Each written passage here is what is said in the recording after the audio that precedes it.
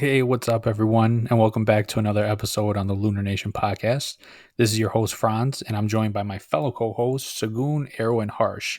Now, Yo, hey, what's up, guys? What's up? Thank you for joining in. Now, before we start today's episode, I want to mention to our audience that we're going to be doing another giveaway for the next coming weeks. It's going to be for a $50 Amazon gift card.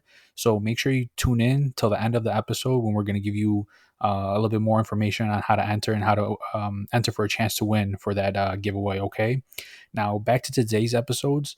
We're going to be looking into a crisis that I'm sure a lot of you guys are seeing or is affecting you, and that's going to be the student debt crisis. Now, I want to talk to again Sagoon, Aaron, Harsh, and get their personal experience on what they're seeing in regards to this crisis.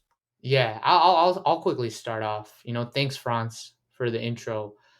For my personal experience on the student debt crisis, it's basically like a typical, what other people are facing. They go to college, they want to have a good education. They take their courses, but all these courses are so expensive. And it's up to that point where you can't really afford them, and to actually be able to pay for these classes, you have to take those loans. And when you take those loans, you're going to be in debt if you don't work, to sustain that, and pay it off. So that's kind of what I experienced in my college years. And I got through it successfully, but it is a pain that is happening to a lot of people, unfortunately. Right, right. Yeah, it's the same to see that you've paid a lot for college and you probably didn't take a lot of grammar courses because you've been saying a lot, Sagoon. Yeah. No, I mean everyone knows about this situation, so that's Nah, what I'm don't worry. saying. I'm gonna sponsor you to go back and take English 101. Okay, no Structure your problem. I'll go sentence to correctly. college and I'll take a loan. Nah, don't worry. I'll sponsor your this Okay, this okay. Thank you, semester. thank you, thank you, thank you. Hey, sponsor me, man. I want to do an art degree. Sponsor me, bro. I got you. I mean, when Yo, I start making it big, I'll sponsor all you guys. Oh hello, hold yeah, on. yeah. What do you want to get a degree? Because at the end of the day, they're just gonna put you in a box. I mean, it could be a little bit No, no, bigger. Nah, I'm you not. see, I It'll mean, be I'm a not. box. Well, the box again reminds me of the Matrix episode. So guys, go check that out. Check out the Matrix episode. We've talked about how people are stuck in a cycle again, but now we're specifically talking about the student debt crisis. Another cycle. But check out the Matrix episode. That's going to give you more insights on what's like the whole system, how it's rigged to keep you in a spot or inside a box. All right, coming back. I want to get another PhD, Arrow. So, or a PhD. Not a PhD. I want to get a PhD. you want to get What what's another. what's You got your what? master's degree. You're trying to get another. You're trying to get your You said PhD now. PhD or Yeah, PSD? Because PhD. I think you said PSD. I'm not dumb because I was like, no, what's this guy saying? PlayStation or something? What is? no, no, no, no, no, no, no. I already got a PlayStation. I want a PhD. That's what I want. Congratulations. If you work hard enough, I'm sure you'll be able to afford it one day. Yo, you want to hear something funny? If you get your What? PhD hypothetically, right? Like Uh-huh. there were like people with PhDs Mm-hmm. uh that get a specific PhD and their focus is like, let's say, like a doorknob on a specific car. Uh-huh. So your Doorknob. legacy is gonna be like, if I come and open the door, would I even think about Harsh, or would it just be like, who the fuck is Harsh? I'll just open the door and just go sit in my car and do my own, like, business as always. Well, if I do a PhD in getting in a doorknob, I would rather name it a harsh knob. So every time you open a harsh knob. But Well, but listen, uh, but Arrow does bring a good point though. Is like you're making all these specific parts, right? You're doing all this, but are you really recognized? No, you're just a little shrimp in the Yeah. ocean. I'll give a better example. So you know how you go in the movies and then at the end Mhm. of the movie the credits come? Who stays at the credit? Nobody. There you go. That's a And then good the one. people hey that man, that stay that You just who sounded you only stays depressing right stay now. no, Don't you don't only don't stay knock them for down. credits. You only stay for credits if it's a Marvel movie because there's The after gonna be scene. more Yeah, shit. but nobody Yeah, even watches that credit unless you're really paying attention. Like me and Sagoon, we were playing a you're game and we were right. trying to find different nationalities based on those names. So that was the game we were playing, and we Basically, you're looking spotted for some. brown people. That's what it was. Exactly. Well, let me ask you guys. So we got a little bit of Sagoon's experience. What about you, Harsh or Arrow? You guys have any college debt or whatnot, or were you able to pay through your college, or Well, I'll what's your be guys' experience in that? I'll be honest. For me, I paid off my college debt as soon as I graduated. Like I paid it off right after I graduated. In 3 months, I paid my college debt off for a master's degree. And for my undergrad, I mean, I did it in another country outside of the United States, and it was pretty cheap back there. And mostly my parents helped me fund that, so I was okay there. But for my master's, yeah, I did that because I was doing internships and then I was doing other jobs. I was doing part time jobs on campus. I was doing like three jobs at a time and also going to school. So I was able to pay it off pretty good. And I wasn't worried about just making the payment of the month.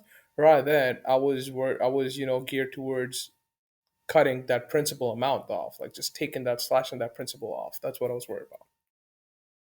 So my situation was a little bit confusing. So actually, when I was in high school, I had this like little program which was like pretty cool. Which basically it was called dual enrollment, and my high school would pay for me to go to like take college classes, and then I didn't necessarily like have to pay the college because it was like I was still under the government, and then I guess the district will pay for it. So I had the privilege of taking some of the classes out of the way, but I'll get to one point that's like the default. This is where I think like most people get into more debt, and that is like not knowing what you want to study, right?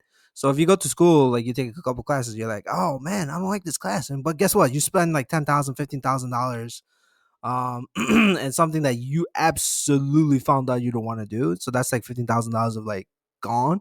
And I personally know someone. I think Franz, you know him too. Is who went and got a master's degree and then ended up going to medical school, and then his master's degree was completely obsolete, which was like $50,000 loan. Oh yeah, all that time and money wasted. Oh, 100%, all that time and money. So for me, like I went to community college, right? And I mean community college is basically like almost free if you get FAFSA and you're on from like an underprivileged more of like if you're if your parents are If you not really make, well off, I think if you you get a or your decent parents amount. make under a certain amount, you qualify for that. Exactly. So that's what I qualified and I got that. But then when I went to like the problem is I wasted a lot of classes, so I didn't really know what I was doing. So I wasted a lot of time. And then when I went to university level, I also at that point of time I kind of knew what I wanted to do. But that's like when you dig into like loans because at the end of the day, you're kind of like forced into it, right? You're not necessarily like it's not an option not to take the loan because you need the loan to take the class. Otherwise, if you don't take the loan to take the class, you're not gonna graduate, and so on. So you're not gonna end up in a box. So that's just I something. That's mean, just personal experience for but me. that's another thing. I mean, the only reason you got to take a loan is because the costs have increased that much. Like Right. it's grown exponentially. Like It's if growing. you I'm yeah, go sorry. Yeah, ahead. it's grown a lot. I actually wanted to ask you, Harsh, because I know you mentioned earlier that you did a bachelor's and obviously a master's degree, but you said you Hmm. completed your bachelor's out of the country. So I want to get your, since you have more experiences, I want to get kind of like a compare and contrast to see, like, because I know like the student debt crisis are really big in America. But I wanted to compare and contrast to see how your experience was overseas and what it was like the cost over there, and was it financially affordable, or did you get backing from the government or whatnot?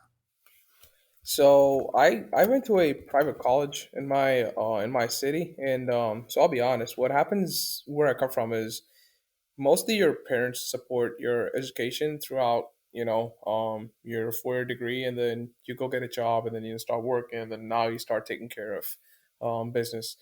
That's when you actually get on your own. Like on the other hand, in the United States, you start getting a job right when you're in your teens. Like you get your first job and you start taking care for yourself. But back home, you don't do that. Like your parents cater for all your needs and whatever you need. So my degree was in mechanical engineering, and it was with a private college. If you convert that up to United States dollars, that was only about like 5 grand what I paid for a whole like for a full 4 year degree. And now, given that statement, my college was only like I want to say amongst the top five in my city. But there are like way better colleges in different cities and bigger cities which are even cheaper, and the quality of education is way even much higher there. Yeah. So there's one thing. I think the cost of liability is a major cost in here in the United States. Like everything is tied up to a question of what if. So what if something goes wrong? Yeah, you need something to cover that. That's insurance, and everything is just tied up to that question, and all those costs keep adding up because of that. And Yeah, also, you have people who are teaching are like way advanced in their careers, have a good research background, and now you got to pay them as well. So like the quality of education selectively is much higher, and the quality of equipment is much higher as well. But then at the end of the day, even doing those degrees, are they really helping you to do, enabling you to do what you're doing in your daily job? No. I mean, rather, I would say I would encourage students to go to a trade school and learn there, get a yeah. hands on experience. We I mean, we're gonna So, cover that later in the podcast. I think right now let's focus on the like the university side of things, right? The college side of things, which is I just want to mention like it's an interesting perspective that you're comparing it, overseas in the US. I kind of want to focus it like bring it back to the US since we're all living here right now hmm is that people are going to all these colleges and every year they're paying their tuition and everything and it's actually increasing every single year this is from my personal experience like as you went higher and higher level you had to pay more and more but the thing what's happening is that the student wages itself it's not going up for your job let's say if yeah, someone wants to make like 60 or 65K. I mean they'll just stay there consistently for that year and then let's say next year if someone else is graduating they'll probably still make 60 to 65K even though their tuition their dorms are increasing and I feel like that's kind of not fair for the future I would generations. I would add another thing to that.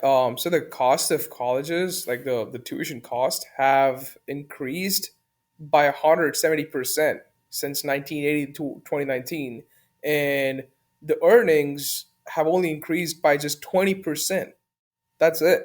So like, I think that adds up to Wow, your that's point, that's Sagoon. that's crazy. Yeah, I Right, mean that right. adds up to your point. Like I mean, if you're not making enough, how are you going to pay for school?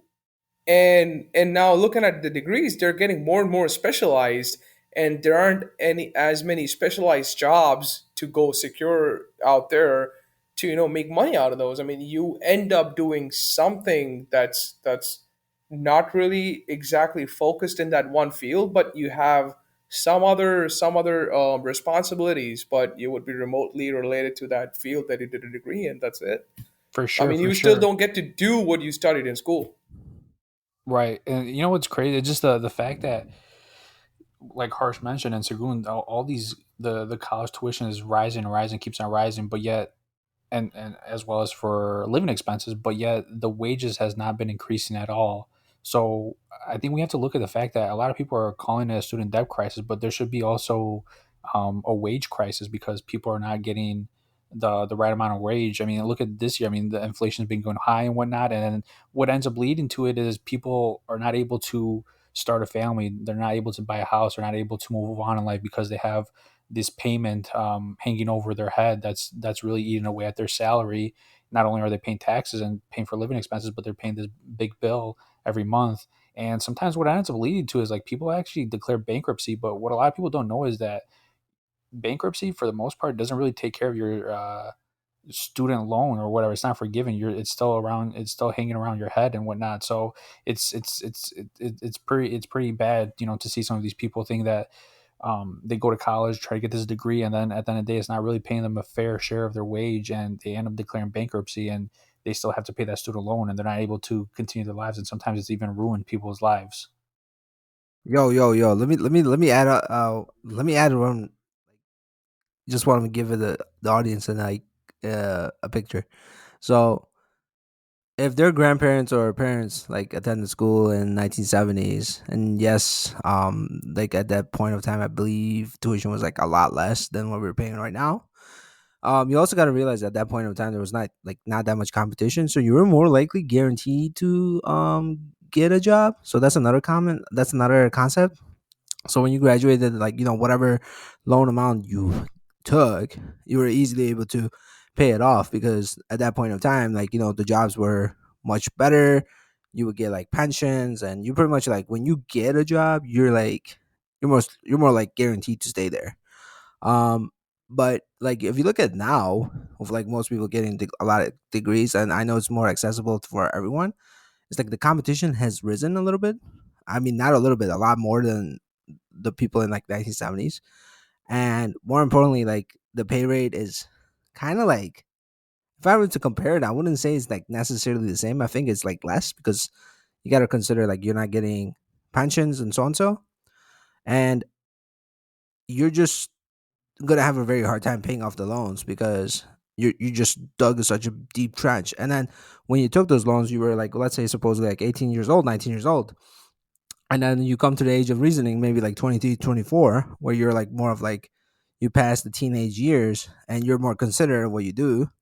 You're gonna realize, you're like, oh my god, why am I such a big loan? And then you're just gonna start, I guess, freaking out. And more importantly, like you in your mind, what you think is not what reality plays. Like if in your mind, you like, let's say you take a $5,000 loan, you're like, oh, I'm gonna pay it off in 3 months. But guess what? Life happens. There's certain things that happen that you just doesn't like necessarily like the amount of money you pay um doesn't add up to what you think in your mind. I was about to say, so basically, you know how students, like, when they get all these loans and all these loans pile up, it usually declare like goes into like bankruptcy if they can't really like support themselves.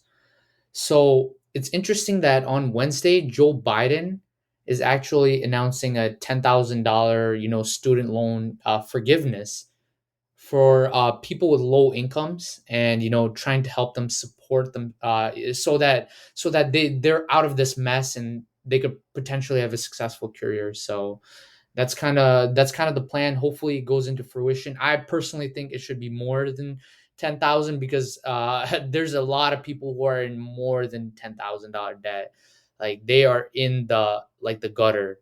So hopefully it increases, Well, but that's what's supposed to happen on Wednesday. one thing, the White House still hasn't confirmed the upcoming announcement, so I don't know. I mean, there's still more pressure, from the Democrats to cancel that, but I don't know. I mean, I hope this happens, but I mean, it's still gonna put the government into debt, and canceling the student debts is just going to free the students up. But still, Yeah, I mean, I the mean money the has to come nation out of somewhere. Yeah, yeah, the money has to come out of somewhere. So, I mean, exactly. I someone's mean, going to have a setback. yeah, the nation's already in like huge debt. It's just gonna Yeah, add to the the national debt. trillion Yeah. dollar debt that US are in. So Exactly. And also to add up to the point when we were talking about, how much people are earning, now there's one more thing that I want to add for young adults. There's like people who have a college degree get an average amount of about 45,000 a year, and the other without stay around the 30,000 range for the year. So that's like a pretty low number too. And I mean, with these incomes, you barely make the payment, and that again reminds me of another episode that we did. That's the weekend episode. Check that out. There we talk about how people have a short term planning, and they just get into looking forward to the weekend mentality. Check it out. But right here again, in the the student debt crisis, again, if you have that low of an income, even with a college degree that you probably paid about 60, 70,000, you're barely making payments, and you don't have really much to think about. You don't have really much to think about to go towards paying towards your principal, and you're creating that debt off. I mean, I don't know what's going on here, or how to tackle this problem. Yeah, And the also, oh, yeah, I'm sorry. just Go, let me go ahead. add one more real quick. Yeah. So, and there's also this problem of rising demand and the limited supply when it comes down to education degrees. Over the years, their costs have risen, as I said, 170% for tuition, and there's only been a limited supply of colleges, and not as many teachers are going into the field, or in that profession of teaching. We don't have enough people in there because, again, if you want to become a professor in that field, you got to go get a degree. Now, to get a degree, you already have to pay such and such amount that that's a massive debt on you. Now, with that debt, you don't want to become a teacher. You want to become a professor because professors don't get paid enough as much as a professional out there doing an actual job does. So, I mean, that's a cycle of that's just keeping people from getting into that teaching profession, you know? Okay, real quick, I just wanted to. I know we're talking about the current situation right now, what's going on. I just wanted to go back a little bit in the past to give the audience a little bit of perspective of how this whole situation started with the student debt crisis. And actually, I'm not sure if we mentioned already in the podcast, but the student debt crisis has reached, I think it's over 1.6 trillion dollars for over 45 million Americans throughout the country now. Between World War II and 1970s, there was actually about less than 50% of the population went to college. And the reason was because it was due to difficulty of getting into these institutions. I think the acceptance rate was less than 10%. Now, we also have to consider the fact that just around the 1960s and before, there was less than 700 universities across the United States. Now there's over 4,000 universities around the United States, plus there's other, trade schools, boot camps, and online courses and whatnot. Now, what happened was the government wanted to get more people in because if they started to educate people, they were going to start boosting productivity for the economy, which is great for overall GDP in the United States. So before the 1970s, a lot of people were having a lot of they didn't need the education because for them it wasn't really as important. They had jobs available for them, jobs such as manual labor, miners, factory jobs, productions, whatnot, all that stuff. But now that technology started to advance and things became more automated, most of those jobs became obsolete. And so the government wanted to invest more in people coming into these institutions, getting educations, getting jobs such as logistics or, computer science, engineering, things of that nature and whatnot. But what ended up happening is because all these jobs needed people to have some sort of advanced degrees, a lot of people were coming in and they made these student loans readily available for everyone. And not a lot of people were educated on the loan system, and over time it started accruing until we got to that 1.6 trillion valuation of what people owe. And also what was briefly mentioned earlier is the interest cycle and the payments. I think Harsh mentioned it earlier when he referred it to like the weekend episode of how people are making these payments, but the interest is accruing so much that it's really bombarding them. And I think Harsh, I think you mentioned to me yesterday like a great example. Remember the car dealership of that person that was trying to buy a car and they were trying to Oh set a yeah. set price. Yeah, I do. So, the that example is just to show what the mentality of a common American person is at this point. What happened last year was we went down to a dealership. Well, I went down to a dealership with my friend. He was buying a new car, and I think he was buying a Mazda MX-5, or whatever the car is that comes for Mazda, the sports car. Now, what happens is the guy asked him that, what's the payment, and he's like, it's going to be $700 per month or something like that. And then he goes to the guy at the dealership and ask him, hey, you know what, if you bring my payment down to 500 per month, you've got a deal. And then he's like, okay, you've got it, it's at 550 or something. And then he just stands up, shakes his hand, and he's good to go. He literally takes the car and walks away. But what the marketing guy did there is he's like, he increased the payment term, which keeps the buyer in a longer payment cycle, right? And I think they accumulate more interest on that as well. So, I Right, right. mean, you're And basically reducing the payment and you're planning for the short term, whereas you should be looking what's your value out of there. Like, I mean, are you really getting that car for $55,000, or are you getting it for 65? Because now you end up paying 10,000 just in interest. exactly. And I think it comes down to like people not really being educated on the loan system and how it really works. I think another great example, so that's a good example, Harsh. Another good example would be when people get a mortgage for like, I don't know, like a 400,000, 500. I mean, whatever it is, the house might cost, people put like a 20% down. Let's say someone got like a 5, 6% interest rate on the mortgage.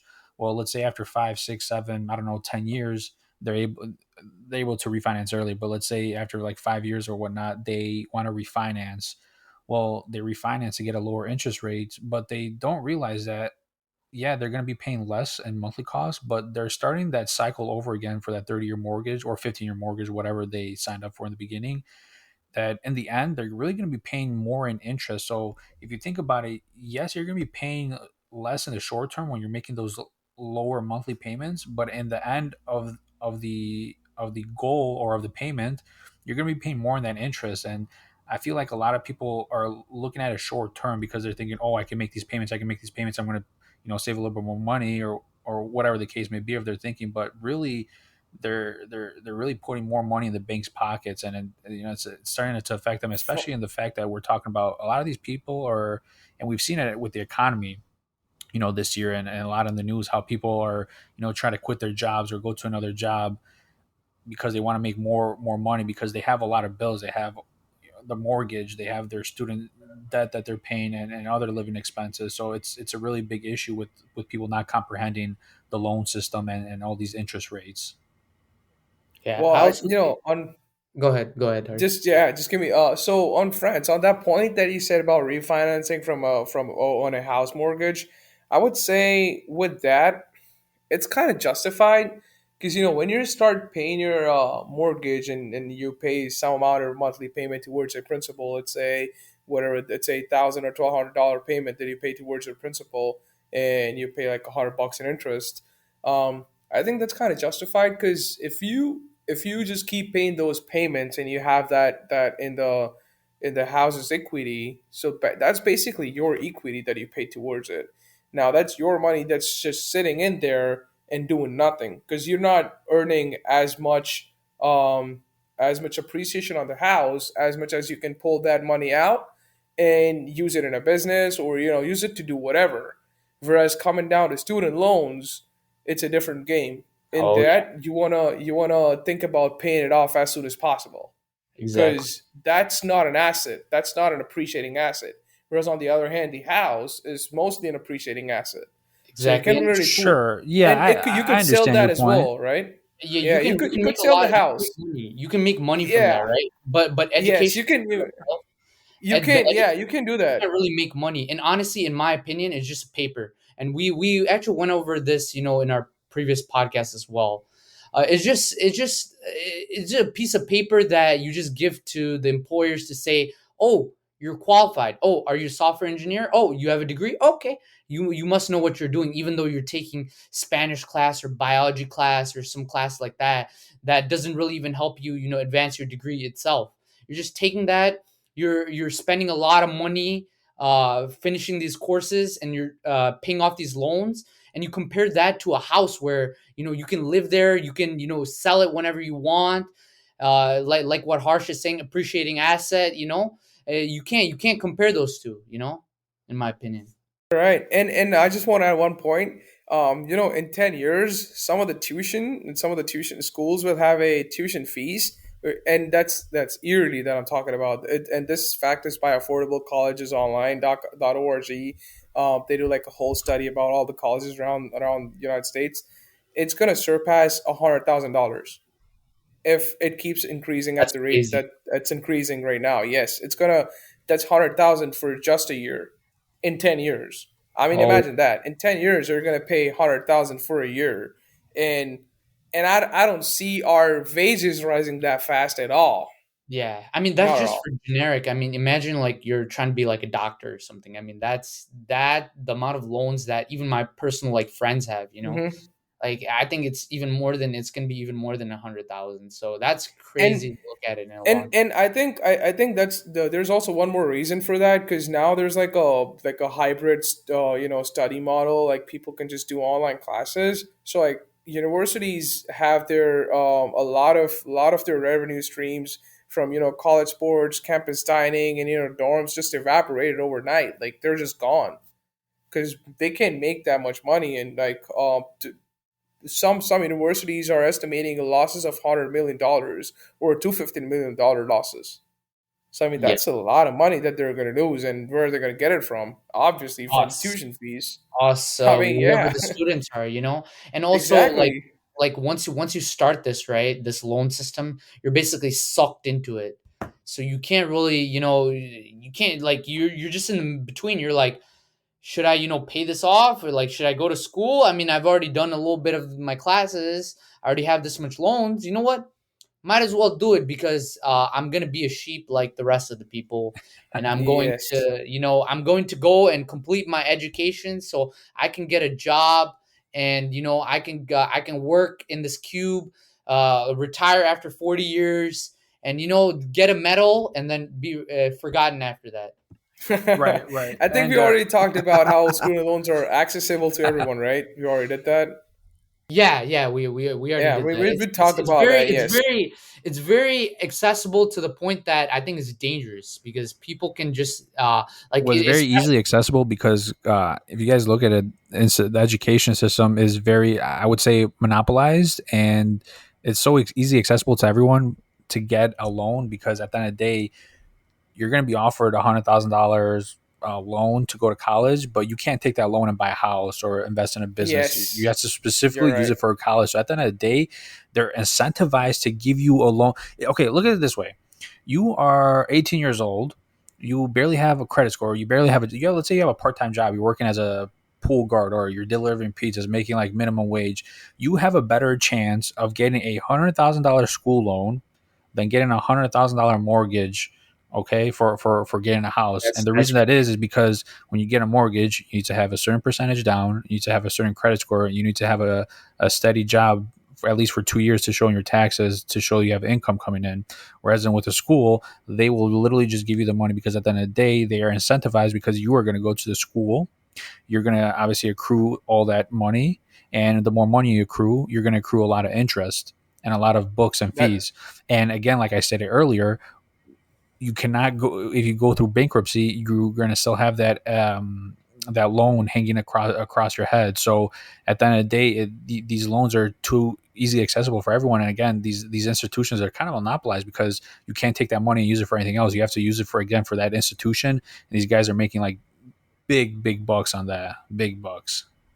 Hey, I got a question though. I don't know if any of you know the answer to this. So the house mortgage loans, I know they're insured, right? Those loans are insured, and they also have a um a collateral that's the house itself. Like you mortgage the house. Mhm. So what? How are the student loans insured? What if the student is not able to pay? What happens then? Like, what if Collection they're not able to agency. pay at all? I know. But what? So But what is the collection agency going to do? Like, I mean, I mean, they're just are they gonna going keep to make him bothering you. work? They're going to They're whip just him, gonna make keep. him yeah, work. they're just gonna call you. I think they can garnish your wages after a certain amount of time.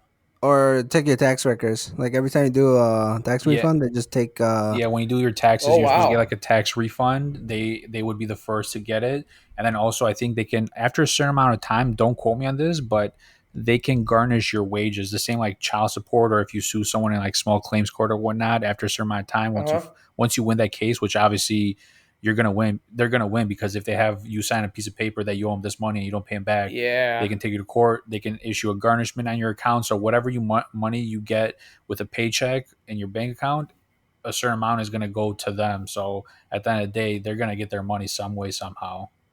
So Yeah. basically, you just get stuck down a rabbit hole. Like there is no end to this Yeah, thing. you Like, Yeah, I it's really a mean, if do, you loop. get unless you stuck, It's a you sue loop get and based stuck. on file that. or you're Yeah. I forgiven. wouldn't say rabbit hole. I say pigeonhole because not only you're gonna be in like a loan of debt, but when you get out, they're gonna put you in a pigeon like little box. Like a Yeah, cage. I don't know if someone mentioned this fact. Now, if I mean, if we're getting loans, I don't know why people. So I have this really one point about how to go about education. What I personally think is, if you like, high school prepares you for a lot that you could do in life. Now, if you really want to learn about something that could, that you want to get a job in, you probably could go to trade school. And if you want to really get focused into a field, that's when I think students should go for a educational degree that's like a 4-year degree to focus in one realm of a job. And there's like there's like 100 million worth of grants and scholarships that are not even used, and they just get recycled every year through the government. So I mean, if you're really good at something, I think you should totally aim for that 100 for a scholarship at first, and your student loan should be a second option, or maybe I the think third option. Look for something else, do a GoFundMe or something. I think the main problem is like people are lost. So when Hmm. you're in high school, like it's kind of like easy. It's kind of like the classes are set for you. I mean, here in the U.S., that's how it is. The classes you go, you pick up history, mandatory English. I mean, you don't pay at the end. You just go, you take it, you go have fun with your classmates, and blah blah blah. You go home and you repeat the cycle the next day. But when you go to college, it's different. Like college is like it depends on what school you go, what classes you take, and it's like it branches off, right? And then at that point of time, people. So if every individual, like I always mention, Hmm.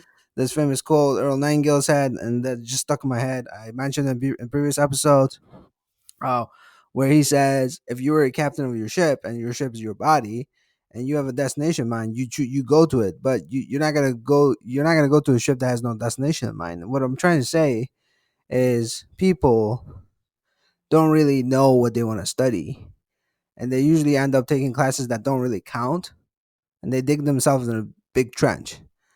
And sometimes those trenches can, it won't go good. And Also, I think But people need to see, first figure out what they want to study prior to approaching yes. any next level So there strategy. should Yeah, and there I don't know should if be you guys know really this, but something. Go oh, ahead. I don't know if you No, guys no, go know ahead. this.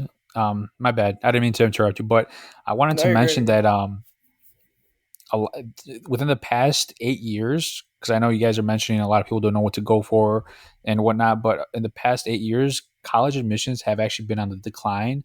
And with actually 2020 and 2021, especially due to the start of the pandemic, being the biggest decline with a combined total percent of, I think it was like 9.4% decline in overall college admissions throughout the United States. So kind of seems like people are seeing that college might not be for them, or they don't want to get into student loans, so they're going into like these kind of like diversifications, whether it's trade school or like a online boot camp, whatever it might be, or even starting their own business. Yeah, That's very interesting and some because boot camps take financial aid, so that's just a heads up. yeah, I mean that's very interesting because on the other hand, the one of the major reasons that the tuition costs have been rising over the past years is rise in administrative costs. So like, I think they have increased about 31% since like 2000s till 2020s. So that's like a high increase, and that's 31% is a pretty large increase in them. I mean, I know people are going for not going enough for college, but I mean, wow, this is on the other end. I see this, and this just kind of is contradictory. I don't know what to conclude there. also, I want to add. I mean, we're all talking about all this situation about the loan system. I feel like a good resolution for this would be to not even go to university itself, because of the fact that uh, just because you go to university doesn't mean that you're going to be successful, right?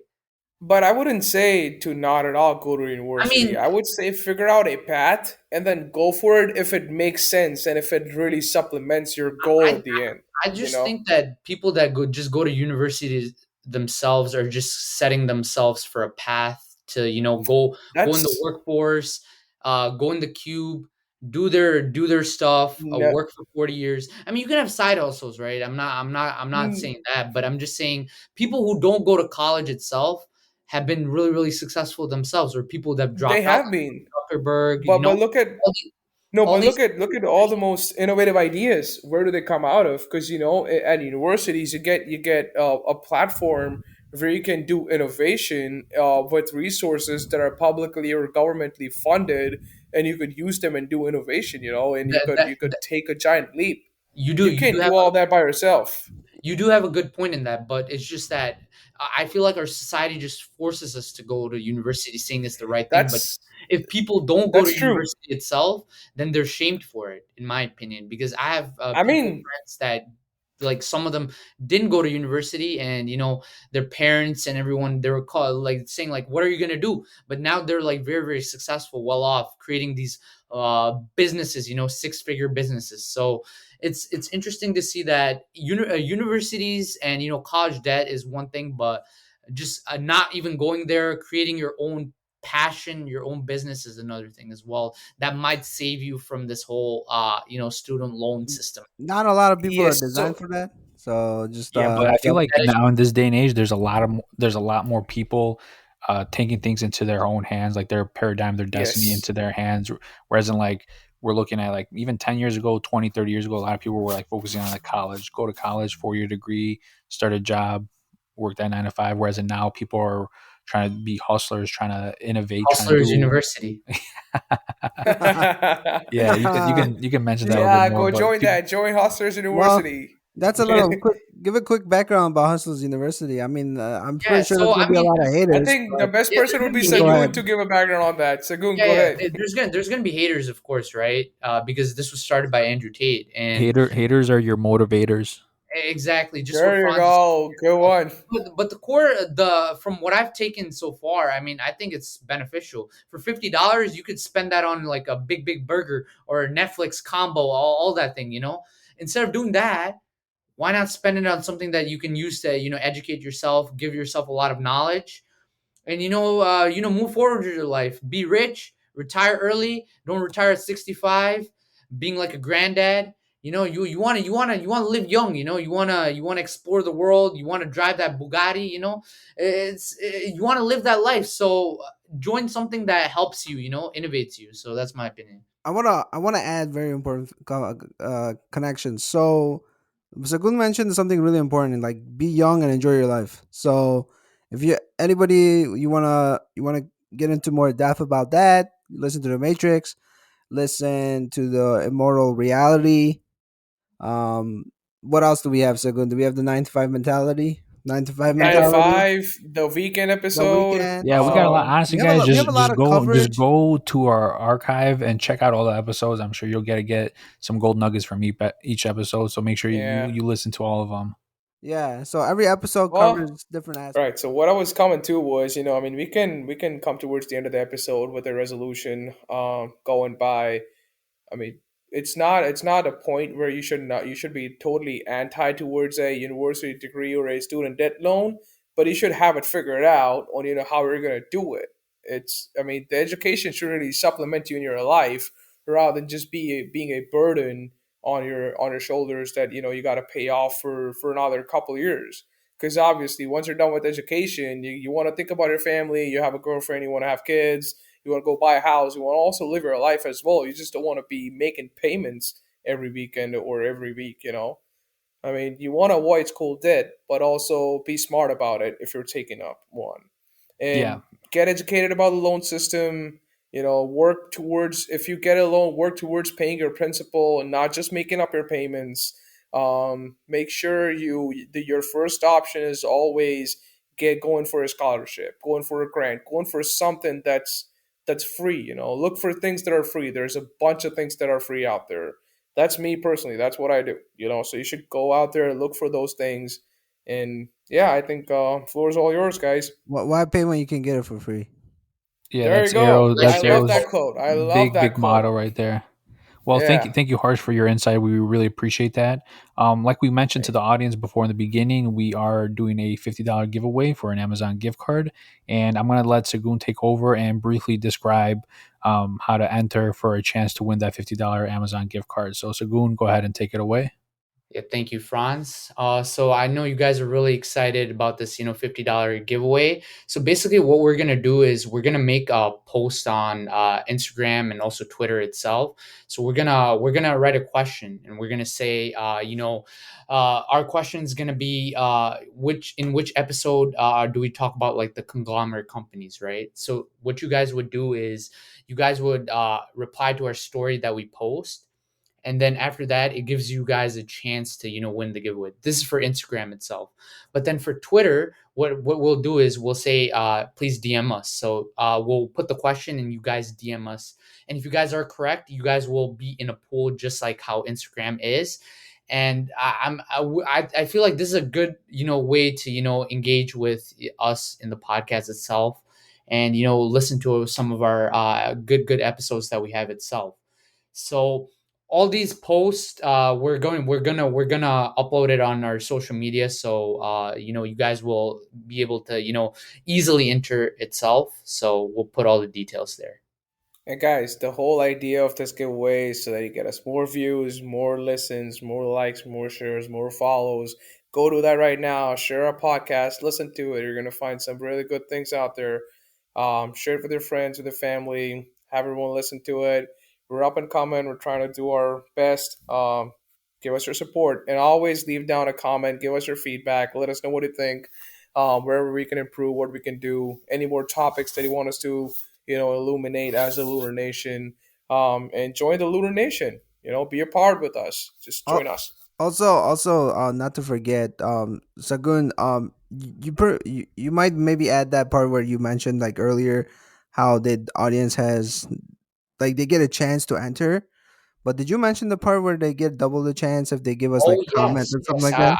I was going to say that as well. So basically, if they write a comment itself, I mean, the more details are going to go in the post itself, so you guys will be able to see it. But if you guys do comment, you guys do get an extra entry itself. So I think that's a good incentive. You know, this $50 Amazon gift card, you guys can spend it on whatever you guys want, and it's a chance for us to give back. You know, for supporting us in this podcast itself. So. I think it's a good, win-win situation. Real quick, just before we end it off, you said that that what is the question to enter the giveaway? What was that the question again, Sagun? Yeah, yeah. So, the question is, which episode do we talk about conglomerate companies? So, what you guys would have to say is, just DM us. You know, this was the episode that we talked about the conglomerate Yeah, make companies. sure you I think DM us there's actually because if you two though, right? commented publicly, sorry, Yeah, if you comment publicly, you just lose your chance. You have to DM us Yeah, you directly. do. exactly. Yeah. You're basically eliminated, and we might disable the comments as well. For some like if that happens, right? If a lot of comments Yeah. for the answers, Yeah, so we got a lot. we'll We got to watch out. yeah, we'll take care of it. I We think it's want to just make a it good as way, fair as like I for mentioned, everyone. right, to just give back to the community, like I said, right. And So and also don't forget fake accounts don't count because we actually look and filter. So exactly. if you So use any fake accounts or anything like that, we have a system in place to find out if that is the reality. yep, But here's one more thing. As Sagoon mentioned, it's a give back to the community. So community, you gotta show us your support, and that's when you get the gift card. So go exactly. show us the support. Also, quick thing is, we would appreciate if you guys would listen to us on YouTube as well, because I think that we're trying to grow ourselves, and also on Spotify or Apple Podcasts, just to show us that support and try to help us grow as much as possible, because we try to make as much quality content as possible. We're really working hard, so would really appreciate your help.